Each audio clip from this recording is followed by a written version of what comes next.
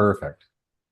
Good afternoon, everyone. My name is Wei Mason. This is the Halifax and West Community Council for September 9th, 2024. I'm going to call this meeting to order. I'd like to confirm with the legislative assistant that we have quorum at the beginning of this meeting. Chair Mason, we do have quorum. We have 4 councillors, including yourself, in attendance.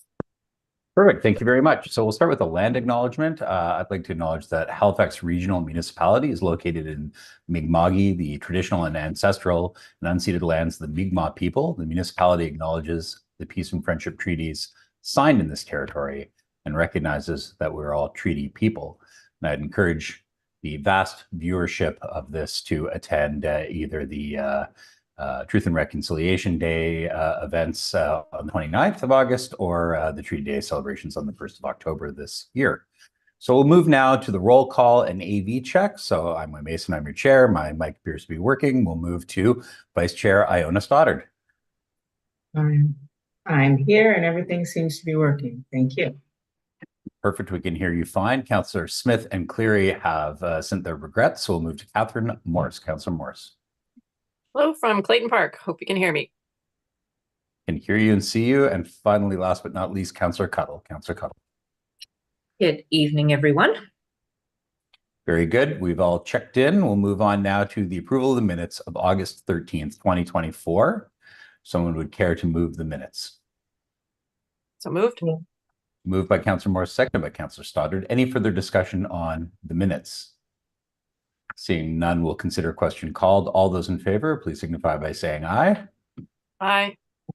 Or raising your hands. Both are good. Let the record show that was unanimous. We'll move on to approval of the order of business and approval of additions and deletions. Madam Clerk.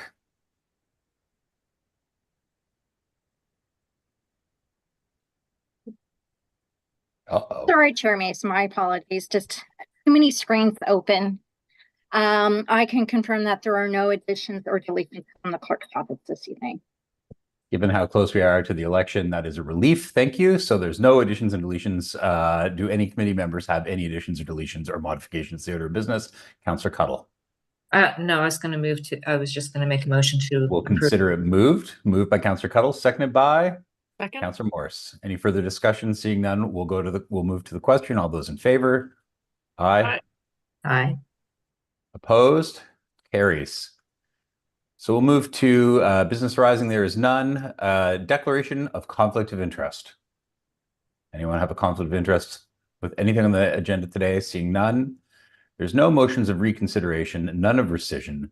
There's no consideration of deferred business. There's no tabled matters, which brings us to the meat of the meeting, which is 10 hearings, 10.1 variance appeal hearing, 10.1.1 case VAR 2024-00531, appeal of a variance approval, 3291 Westerwald Street, Halifax. And we have Aidan McFarlane here to give us a staff presentation. Aidan, if you want to go ahead. All right, just a moment here. Thank you very much.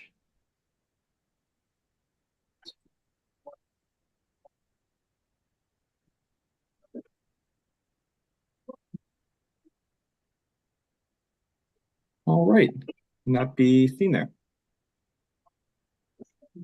Perfect. Thank you very much. And through your chair to members of the council. Good evening. My name is Aidan McFarlane. I'm a planner with Development Services, and I'm here to present this variance application for 3291, 3297 Westerwald Street. Just as a disclaimer, I seem to be having some tech issues tonight. My charger seems to not be doing the thing it's supposed to do. So for whatever reason I drop off, development officer Trevor Creaser is here to pick up where I left off, but I hope that's not going to be an issue. But all right. So yes, the lot at 3291, 3297 Westerwald Street is zone C2C in the Halifax Mainland Land Use Bylaw. The proposal from applicants at WM Ferris Architects is to reduce the flanking yard setback in the front, flanking, and rear building wall step back requirements through the variance process. Specifically, the applicant has requested a variance to reduce the minimum flanking yard setback requirements from 1.5 to 0 meters, as well as a reduction in the required building wall step back along the front, flanking, and rear walls from 3 meters to 2 meters. It's important to note the distinction between a step back and a step back. A step back is the distance between the nearest wall of a main building and a lot line, while a step back is a horizontal recess that breaks the vertical plane of an exterior wall on a main building. So, as mentioned, the property is on PPT or Dutch Village Road mixed use zone. At the time of the application, there were 2 single unit dwellings on the lots. The lots have since been consolidated, with one of the dwellings having been demolished and the other with a permit approved for its demolition. The proposed scope of work is to construct a multi-unit dwelling on the lot, which will be shown shortly. This lot is located at the end of Westerwell Street and is adjacent to a single unit dwelling to its north, the chain of lakes trail to the east, and a parcel containing part of the Highway 102 on-ramp to the south.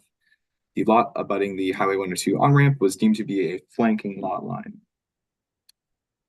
So here we have a site plan and elevation drawings of the proposed structure, which is an approximately 75-unit dwelling with a 3-story podium and a 6-story tower, and contains an underground parking structure. I apologize for the small text in these slides, but this is more so to convey the massing of the structure. The picture on the right shows the proposed variance pretty well, with a reduction of the flanking yard towards the bottom of the plan and the reduction of the building wall step back, which can be seen with the hatch pattern along the building there. And for a better view of these images, the elevation drawing as seen on the left is in attachment A, while the site plan on the right is in map 2 of your package. So variances to stepbacks are considered through section 250 subsection 3 of the Halifax Charter, which states that a variance may not be granted where the variance violates the intent of the land use bylaw, the difficulty experienced is general to the properties in the area, or the difficulty experienced results from an intentional disregard of the requirements of the land use bylaw. Now, with respect to the intent of the land use bylaw, setbacks are intended to ensure that structures and uses maintain an adequate separation distance from adjacent structures, streets, and property lines for access, safety, and privacy concerns. This specific flanking lot line is adjacent to a provincially owned parcel, being a portion of the on-ramp from Joseph Howe Drive to Highway 102. Now, as this lot is mostly vacant, there is still a greater than usual distance between the subject lot boundary and the travel portion along the Highway 102 on-ramp. And as a result, it's the opinion of the development officer that the proposal does not violate the intent of the land use bylaw. Next, as the lot abuts a provincially owned right-of-way, the setback is required to be a minimum of 1.5 meters as it was deemed to be a flanking lot line, which is greater than the 0 meter side yard setback requirement of the C2C zone. This lot is the only lot along Westerwell Street that abuts this provincially owned right-of-way parcel. And the reduction in a typical flanking yard setback could result in much greater impact on the surrounding area than this current proposal. Additionally, the shape of the lot is one that narrows front to back, and that this lot shape can present issues when trying to maximize development potential there. Most of the lots along Westwell Street have lot lines that are parallel to one another. This is why it's the opinion of the development officer that the difficulty experienced is specific to the subject development. And lastly, there was no intentional disregard of the requirements of the land use bylaw, as the applicant had submitted a variance application prior to any construction or issuance of any building permit. And important to note that the Nova Scotia Department of Public Works was contacted in regarding this variance request, specifically with respect to the proximity to the Highway 102 on-ramp, to which they had no concerns. The second part of this variance is requesting a reduction of a step back, which is reviewed under a separate section of the charter, section 250A1, which states that a variance respecting a step back shall be granted unless the variance would materially conflict with the municipal planning strategy. As there's no specific policies within the municipal planning strategy with respect to step backs, it is deemed that there is no material conflicts between the proposed development and the municipal planning strategy. Lastly, we have our alternatives. It is staff's recommendation to deny the appeal, which would uphold the development officer's decision to approve the variance. Alternatively, council may overturn the decision of the development officer and allow the appeal, which would result in a rejection of the variance. Thank you, Chair and members of council, for your attention. I'm happy to take any questions at this time. It appears as if the laptop is hanging in as of right now. So, Good stuff. Are there any questions? Councillor Morse. Aiden, could you go over the C2C zone regarding setbacks? You mentioned that there's no requirement for side setbacks, and I thought that Halifax and West Community Council had made a change to the 100% lot coverage, and that we approved a setback on front and sides. yes, thank you, Councillor Morris. Happy to speak on that. So there is no side yard setback in the C2C zone. There is a front and flanking yard setback, each of 1.5 meters. The lot coverage in the C2C zone is 75%. And it should be noted importantly, while there's no setback, building setback, there on the side yard, there is, I don't think how to word this. The wording of the zone is that when you step back a building above the street wall height, it must be stepped back, like that stepped back tower must be 5 meters from the side lot line, which this would meet. So Okay. essentially, let's say in this scenario, the building is 1.5 meters from the side lot line, I believe. No, sorry, it's 2 meters from the side lot line. And it's stepped back an additional 3 meters, totaling 5 meters from the step back portion of the tower to the side lot line, which is what the requirement of the land use bylaw is. Okay, thank you. And we haven't heard a lot of this type of variance requests in the last few years. So could you just give us your sense of whether this is a major or minor variance request? I would say this is relatively minor in nature. The building scale is quite big to begin with, and it can be done as of right through the land use bylaw requirements. As shown previously, and I'm happy to go back, or if that's something that would be of use. But the building is 9 stories, and I would consider, generally speaking, a setback of a variance to a step back of 1.5 meters and a variance to a step back of 1 meters to be relatively minor in nature relative to the scale of the building. Okay, thank you. Those are my questions. Thank you. Any further questions from anyone else on council? Going once, going twice. Seeing none, we will now invite the applicant to address council to present their case. They'll have 5 minutes. With 30 seconds left, the clerk will notify you that your time's almost done. So I'd ask Harry Smith to come forward. Thank you, Mr. Smith. Hello, thanks for having me. I believe someone was going to be managing the slides for me. I'm not sure if, is that you, Aiden? No, looks like a no, no. We have a producer who will be bringing up your slides momentarily. Okay, great. Thank you. All right, we won't start your time till they're up and running. Okay, great. Thanks. So, excuse me, I'm not very savvy with the Google Paint or Paint Shop or whatever. I was trying to show what the building would look like 9 stories with the proposed step back. So I'm assuming here from the line, I don't know if you can see, but if you zoom in, you can see an orange peg at the back on the left side of that willow tree. That's the property line. I'm assuming 1.5 meters side setback and 7.5 meters from the back setback. And then this is the 2 meter step back, so 9 stories. That's where that line is. So I'm just trying to show you, I've done a lot of work in the backyard. We've lived here 15 years. We spent a lot of time in this backyard, and you could see the sunlight. This is at 10:40 in the morning. So you can see where the sun's coming down the right corner. That building is going to be blocking our light. Now I know the building's going up anyway, but I'm arguing that every 3.5 feet you give them, because a meter more that goes higher than 3 stories, is going to really affect our way of life here. We've got a pergola where my wife and I was married on the left side there. The pond we have fish in, we spend a lot of time there. A lot of light is going to be blocked there. And on the left, we have a pool. If you can move to slide 2.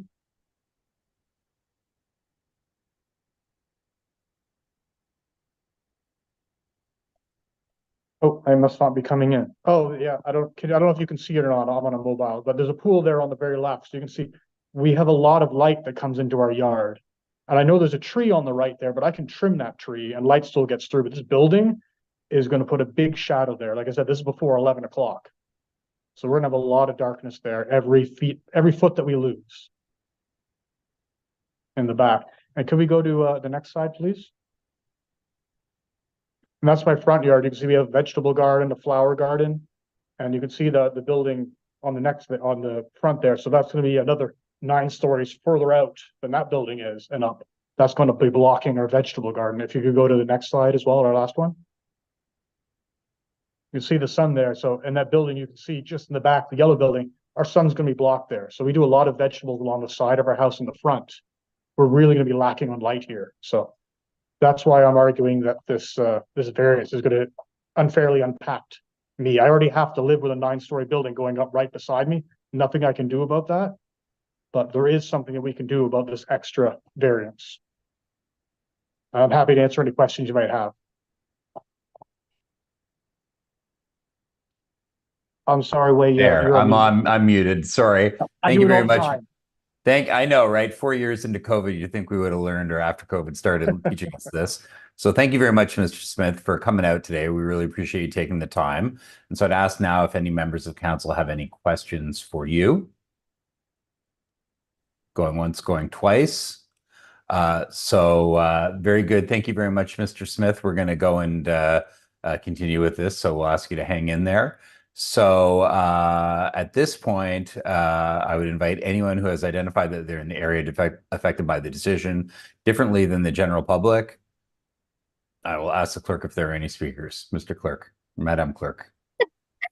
Yes, Chair Mason. The clerk's office did not receive any contacts via phone or email from anybody wishing to speak regarding this matter.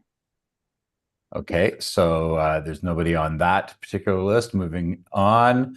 Following the last, so that would be the end of appellants, correct? So we'll move to. We only have one. Very good. So there are none. So we will now move to inviting the applicant or developer to present their case in response. 5 minutes. Cesar Sala is here representing the applicant. Mr. Sala. Thank you. Good evening, members of council. My name is Cesar Sala. I work with W.M. Ferris Architects. We are the applicants and the designers of the subject project. I'm speaking today in support of HRM staff's decision to approve the requested variance, and I'm going to use 4 slides in my presentation. Can I ask for the slides to be up? Okay, so slide 1. Slide 1 is a context map. You can see the shaded area of the subject lot. From the east, we have Joseph Howe Drive, an arterial road, and the Chains of Lake multi-purpose trail. From the south, we have the ramp leading up to Highway 102. From the west, we have Westerwald Street. And from the north, we have a single-family dwelling, Civic 3305 Westerwald. Slide 2, please. Okay, so slide 2 is a zoning map that shows the zone along Westerwald. The C2C mixed-use zone was initially introduced by an HRM-led comprehensive planning process in 2017, known as Plan Dutch Village Road. The zone was subsequently extended about 18 months ago by HRM Council to properties fronting Westerwald. The properties on the east side between Westerwald and Joseph Howe Drive were designated C2C 25-meter height, and the properties along the west were designated C2C 20-meter height, with the exception of the motel site, which was also designated 25-meter height. As a result of these planning and bylaw changes, including the recent Dutch Village Road Complete Streets Functional Plan project, which is anticipated to start this year, there are currently 3 other active development projects on Westerwald and 6 on Dutch Village Road, within 3 to 5 minutes walk from the subject site. Slide 3, please. So slide 3 shows our site plan without the requested variances. In this option, we meet all the required land use bylaws, including those pertaining to building setbacks and step backs. It is important to note that the land use bylaw allows for a 0-meter side yard setback along 3305 Westerwald. We have opted to set back 2 meters as a function of good design, and this will not change regardless of the outcome of this appeal. Slide 4, please. So this final slide shows our site plan with the variances. We have requested to reduce the flanking yard setback facing the highway ramp from 1.5 meters to 0 meters. And you can see the red line, dashed line there shows the required setback, and it shows the area of that spilling outside the required setback. So that is the flanking yard setback. And we have requested to reduce the street wall step back facing the 3 streets above the 3rd floor from 3 meters to 2 meters. And you can see that dashed in the pink, I guess. That shows the extent of the 1 meters versus the existing required 3 meter step back. Why are these relatively minor variances important to us? So first, reducing the building setback from the ramp side from 1.5 meters to 0 meters helps us compensate for the 2 meter setback from our neighbor. So as I mentioned, the 2 meter setback from our neighbor is actually permitted to be 0. But as a function of good design, regardless of what the outcome is, we opted to have 2 meters. And the 1.5 meters pushing the building on the other side will compensate for that without undermining anything else. Now, the minor reduction in the building setback above the street wall from 3 meters to 2 meters is simply for structural reasons. In concrete buildings, we work with a structural grid of columns from the roof to the underground parking.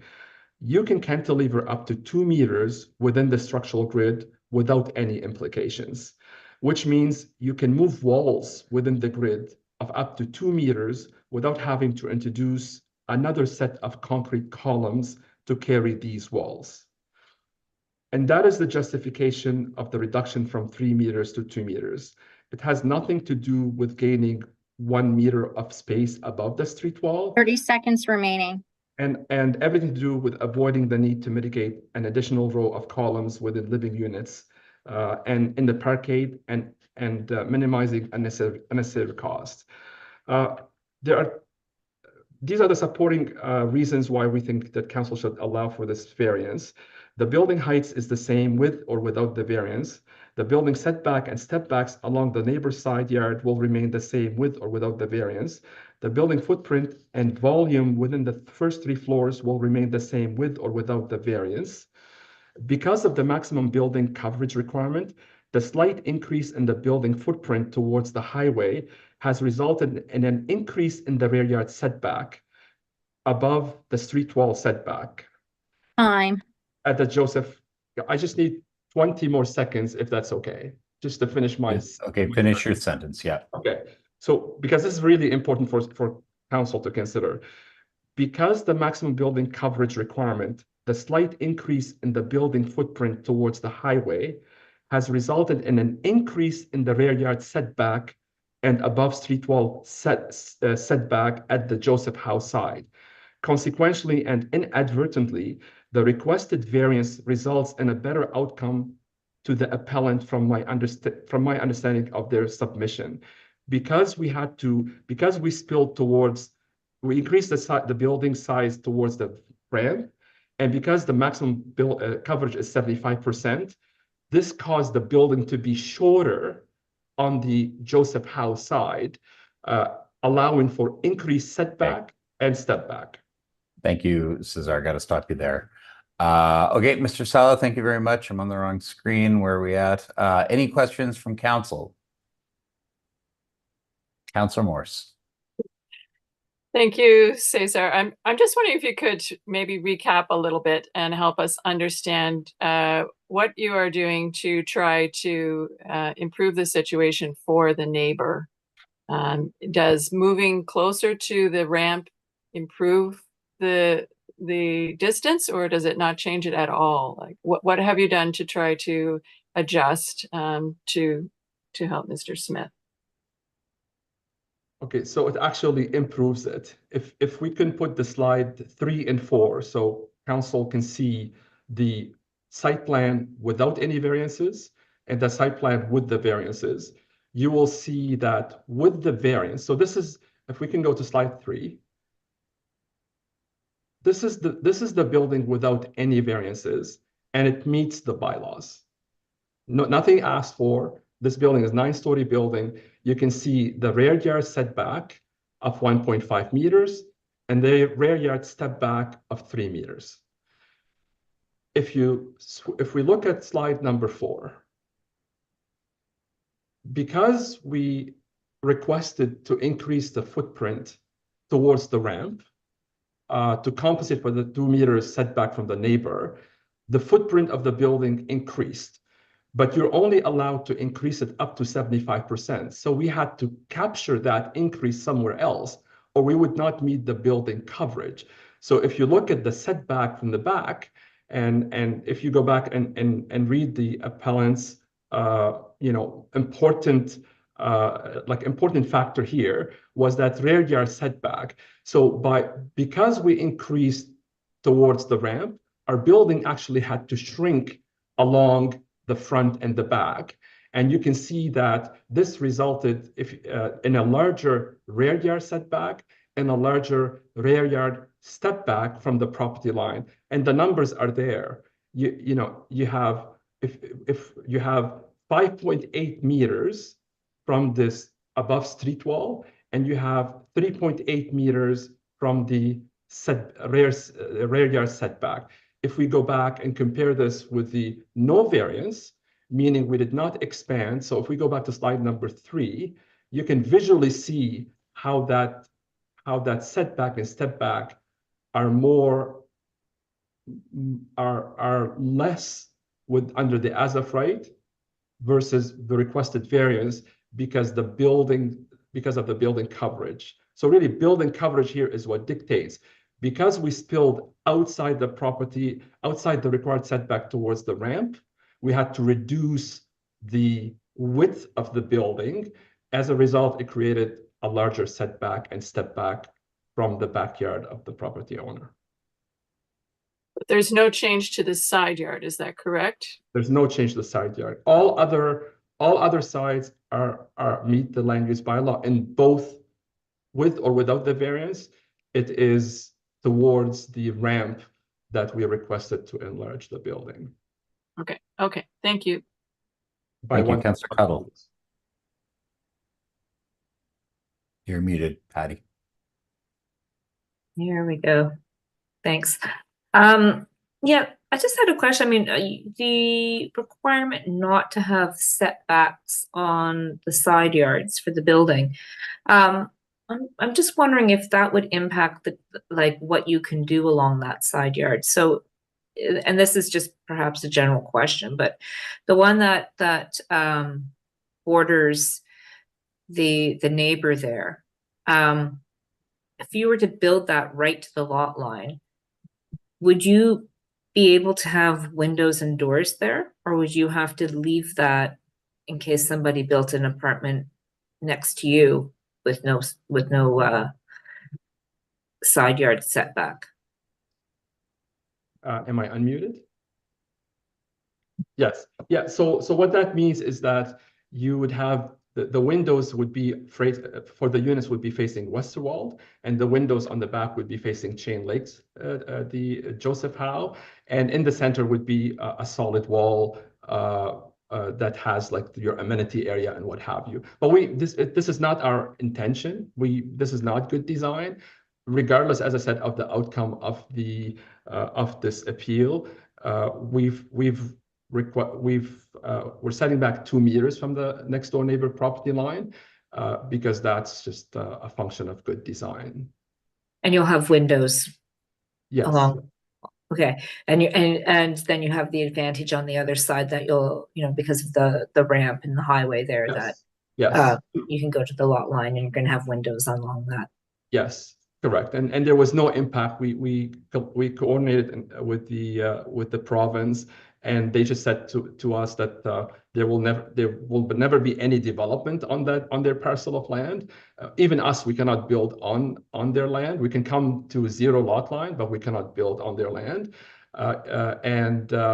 and they didn't have any issues with the zero lot line. So there was, to us, it was just a common sense, and there was no impact of coming closer to the Right. the ramp side.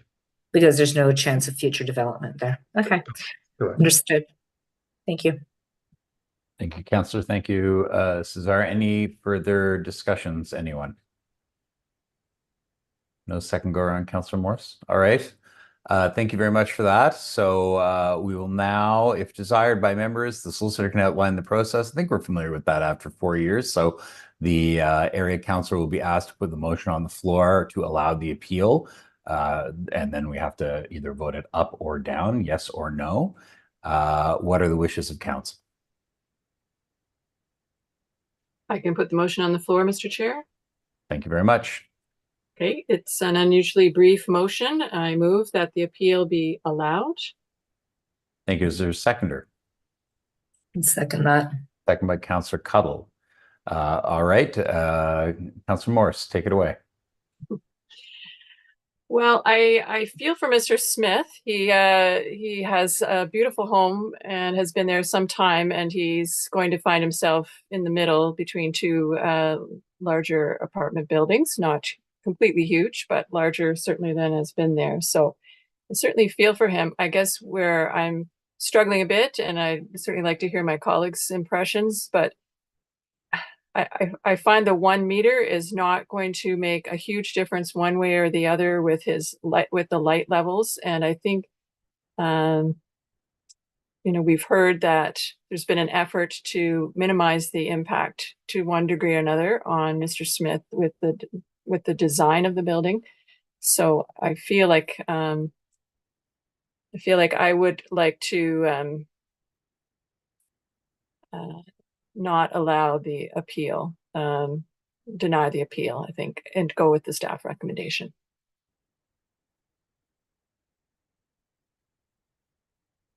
Oh, Very good. Is there anyone else who'd care to speak on this on council? Seeing none, would anyone care to call the question? Just before, I'll call the question, but just before I do, I want to remind my colleagues that if we approve the appeal as stated, it results in a refusal. And if we deny the appeal, it results in the approval of the variance. So to go with the staff recommendation, we would have to deny the appeal.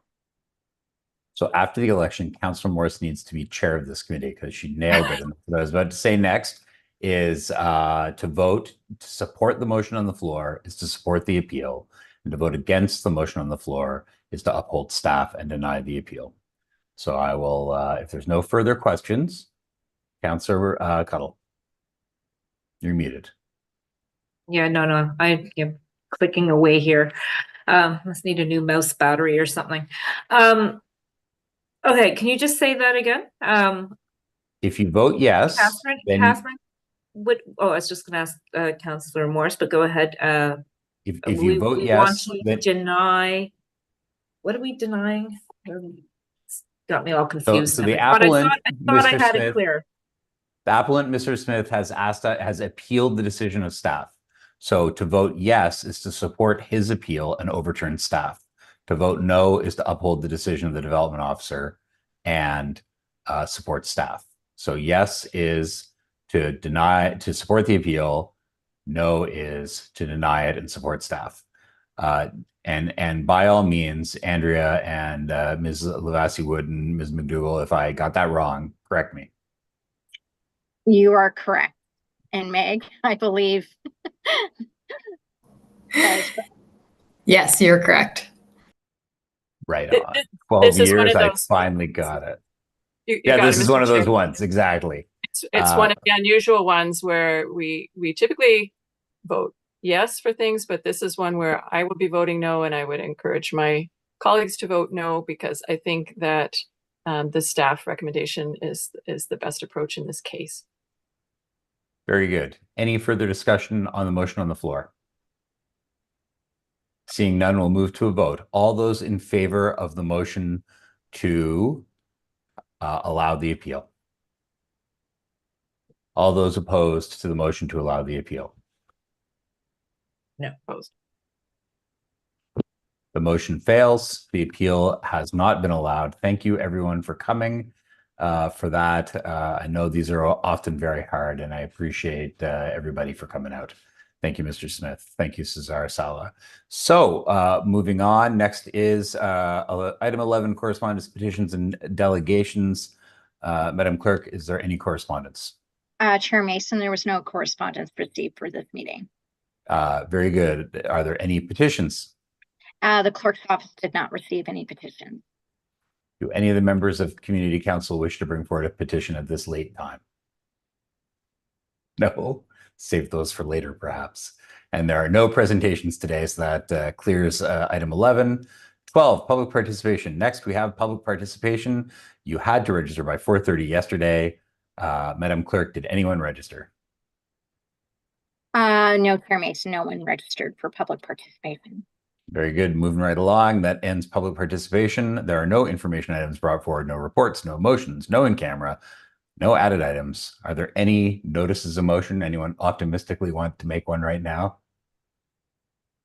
No one's willing to put the cart before that horse. Very good. So no notices of motion. We'll move on. The date of the next meeting is October 8th, 2024, if it's required. And I believe, Clerk, it's looking unlikely that we will have a meeting. There's nothing on the agenda of note at this point, I don't believe. There may be one or two items coming from Heritage Advisory Committee, but I won't know that until their meeting on Friday. Okay, so to the committee and to any of the public or media who are watching, as chair, I've tried really hard to not have meetings as we are in the nomination period. And gosh, the next Halifax and West Community Council meeting would be after electronic voting had started, but we are statutorily compelled to have meetings in certain timeframes for variance and for heritage. And so, while the heritage one is more of a, we've made a commitment as council to do these things quickly to the people who are trying to get them done as heritage amendments. So we may be required to meet on October 8th. Fingers crossed we're not. But so that brings us to item 20, and a motion to adjourn. Would like to adjourn. So moved. Oh, I'm going to give that to Councillor Stoddard. She